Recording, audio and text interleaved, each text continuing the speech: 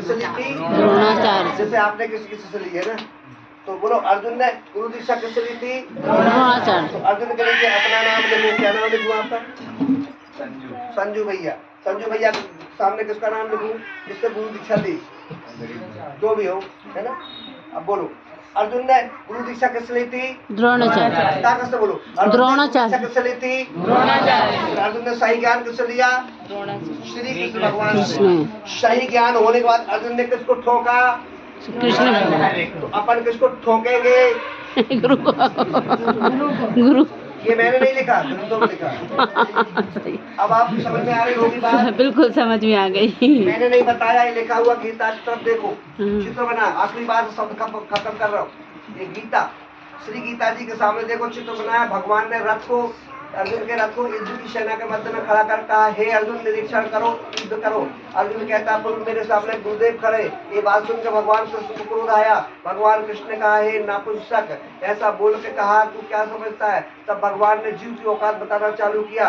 भगवान ने युद्ध के मैदान में, लड़ाई के मौके पर युद्ध कैसे जीतना चाहिए वो नहीं बताया, मनुष्य की औकात बताना चालू, जीव की औकात बताई। भगवान ने उस समय आत्मा ज्ञान, शरीर ज्ञान, मन जिन ज्ञान, सांख्य योग, भक्ति योग, ब्रह्म ज्ञान, दिव्य ज्ञान, पूरे 18 अध्याय समाप्त करते करते, गीता समाप्त करते करते भगवान कहते हैं जीव की औकात सुन और फिर सबको छोड़ दे। भगवान अंत में कहते हैं सब धर्मों को परित्याग कर दे। फालतू बातें भगवान ने कहा सब धर्मों को, सबको त्याग दे और मेरी शरण में आ। एक ही शरणम।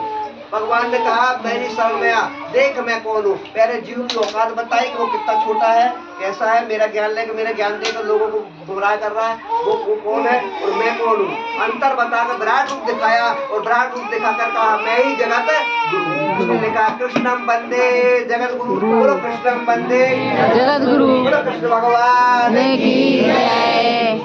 ये लिखा हुआ, जो खुद अपने मुंह से बोल रहे मेरा गुरु कोई नहीं, मैं ही गुरु हूँ। भगवान कृष्ण क्या कह रहे हैं? मैं ही गुरु। सब धर्मों को छोड़ दे, देख मैं कौन हूँ, मैं ही जगत का गुरु हूँ। इसलिए लिखा है कृष्णम वंदे जगत गुरु। जो स्वयं बोल रहे हैं कि मैं ही गुरु हूँ, अब बता वो कहते हैं मैं ही गुरु। भगवान कहते हैं भगवान ही गुरु है, पर उस ज्ञान को पढ़कर लोग गुरुदेव बने। कौन सा ज्ञान? गड़बड़ हो जाएगी बात। अब बताओ तुम्हारे साथ धोखा हुआ कि नहीं हुआ?